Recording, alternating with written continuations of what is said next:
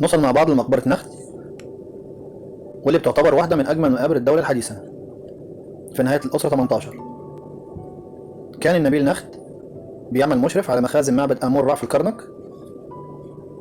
أما المقبرة بتاعته فهي صغيرة جدا، وهي عبارة عن صالة عرضية وصالة طولية. الصالة الطولية صغيرة جدا جدا وما فيهاش أي مناظر. غرفة الدفن وبئر الدفن بيوجدوا في نهاية الصالة الطولية، واللي كان في الآخر بيحتوي على تمثال كان موجود داخل المقبرة.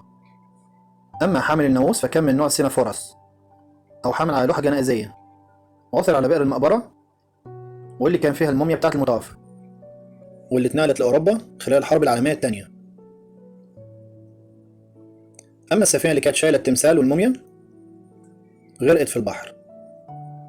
ونرجع مع حضراتكم تاني لشرح المناظر. فهنلاقي في الصالة العرضية مناظر رائعة الجمال، وكلها مرسومة بأسلوب الرسم مش النقش. فهنلاقيه غطى الحيطة بطبقة من الجص، وبعد كده رسم عليها المناظر. المناظر حضراتكم بتعتبر صورة ملخصة لمقبرة رعموزة. فهنلاقي على اليمين مناظر واللي بتمثل حرفة النبيل نخت، واللي هي الإشراف على مزارع آمون. فهنلاقي الفلاحين بيقوموا على الزراعة، وهنلاقي تانيين بيقوموا على إصلاح الأراضي، وفي بعض منهم بيقوم بقطع الأشجار.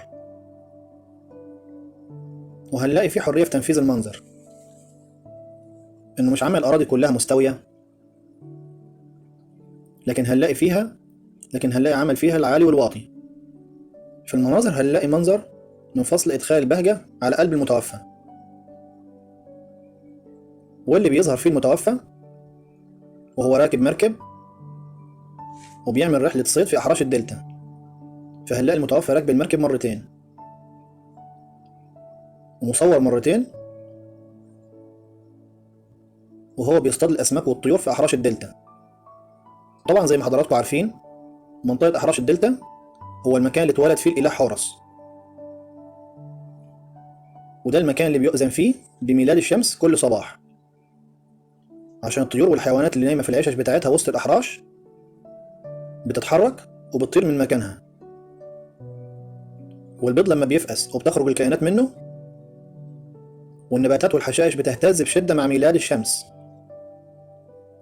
صوت وحركة النباتات ده بيعمل صوت شوشوة، والصوت ده بيعادل صوت المصلصلة اللي هو السيستورم بتاعت الإله رع.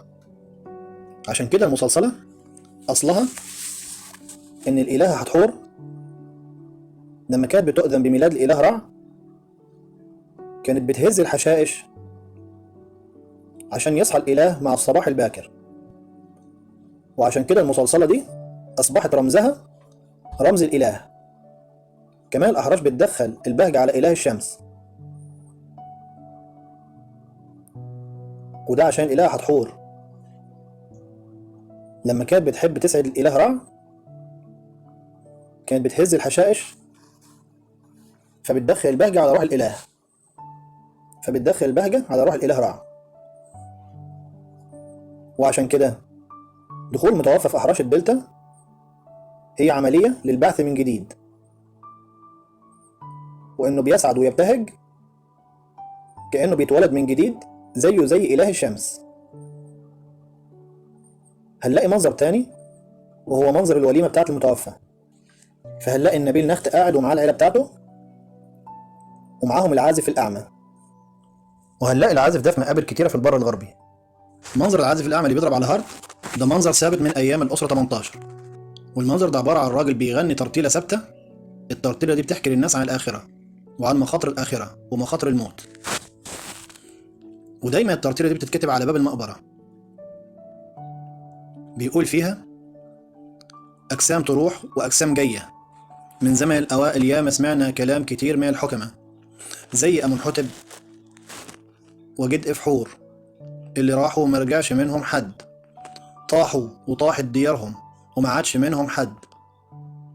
ادهن راسك والبس الكتان وتعطر وتمتع بيوم سعدك ولا تملوش، ده ما حد راح الآخرة وخد معاه حاجة، ولا حد راح الآخرة ورجع منها تاني يحكي لنا على اللي شافه. طب وليه بيجيبوا العازف دايما أعمى؟ كل العازفين في مصر القديمة كانوا عمي، وده عشان مصر أرض زراعية، وكان الناس اللي فيها مش بيجيدوا القراءة والكتابة. البلد كانت بتعتمد على ثقافة اليد العاملة، يعني حرفة اليد العاملة. والراجل الأعمى ده طبعا مش بيقدر يشتغل في الغيطان، وما يقدرش يعمل حرفة يدوية، وعشان كده الحرفة الوحيدة اللي كان بيجيدها هي التلاوة والتراتيل والإنشاد. فكان إما مغني في المعبد أو مغني في الحفلات والنوادي. وعشان كده هنلاقي لحد فترة قريبة كان أغلب الموسيقيين في مصر والمنشدين وقراء القرآن كانوا عمي، لأن دي حرفتهم الرئيسية. وطبعا بالإضافة لكده بتبقى حاسة السمع إن ربنا سبحانه وتعالى بيجعلها الأعمى أقوى شوية، فبتلاقي العازف ده بيغني الأغنية الجنازية دي، والأغنية دي بتلاقوها دايما مكتوبة على أبواب المقابر جنب الراجل العازف ده. ونرجع للمناظر تاني، هنلاقي تحت كرسي المتوفى 3 عازفات العرايا بيعزفوا على الجنك، وهي الأداة الموسيقية دي، والرائصة اللي بترقص في الوسط ومعاها التنبورين بتاع المصريين القدماء. وطبعا زي ما قلنا في فيديو قبل كده إن العري في مصر القديمة مش كان عيب، خاصة في طائفة الخدم والعبيد، والفترة قريبة كمان حتى عند دخول الحملة الفرنسية مصر كان تم تصوير مناظر الخادمات المصريات وهم عرايا، وده طبعا بيرجع لأنه ما كانش عيب تماما، لكن طبعا كان زيه زي الحاجة العادية. وحتى في عام 1926 لما جه الرحالة بيجل روبرتس رسم النوبيين وهم عرايا تماما، رجال وسيدات، وكانوا بيلبسوا وقتها ملابس من القش حوالين وسطهم. في المناظر هنلاقي العازفات وهم بيرقصوا على الأغنية دي في حضور الوليمة بتاعة نخت والعائلة بتاعته، وبيحضرها كبار رجال الدولة من عائلته وبعض المتوفين من العائلة. هنلاقي نفس المنظر ده في مقبرة مننا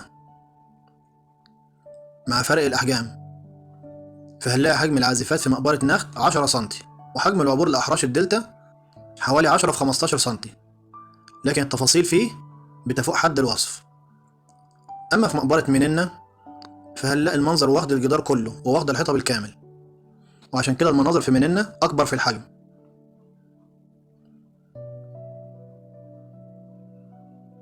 وإن المناظر في مننا ما اكتملتش، لكن في نخت كاملة. من المناظر المهمة حضراتكم منظر عيد الجنازة، فهنلاقي أهل المتوفى هم بيزوروا المقبرة والجبانة وشايلين حزم بصل وعقد من البصل، واللي هي حلية على شكل عقد، هنلاقيهم لابسينها أو ماسكينها في إيديهم، وحزم من نباتات البرد واللوتس اللي بتكون ليها ريحة عطرية. وبيجوا يزوروا المقبرة في عيد الجنازة وبياكلوا البصل ده بكميات كبيرة جدا، ويشربوا معاه النبيذ عشان يسكروا ويعطيهم نوع من البهجة. والواحد فيهم كده يتسلطن فيحس إن المناظر بيتحرك على الجدار، ويحس كمان إن الأموات عادوا للحياة. أما البصل بقى فبيساعد على ظرف الدموع بالإضافة لأنه مطهر للجسد. هنلاقي كمان مناظر لتقدمة القرابين المختلفة، وهنلاقي بعد كده منظر للباب الوهمي هنلاقيه مرسوم رسم.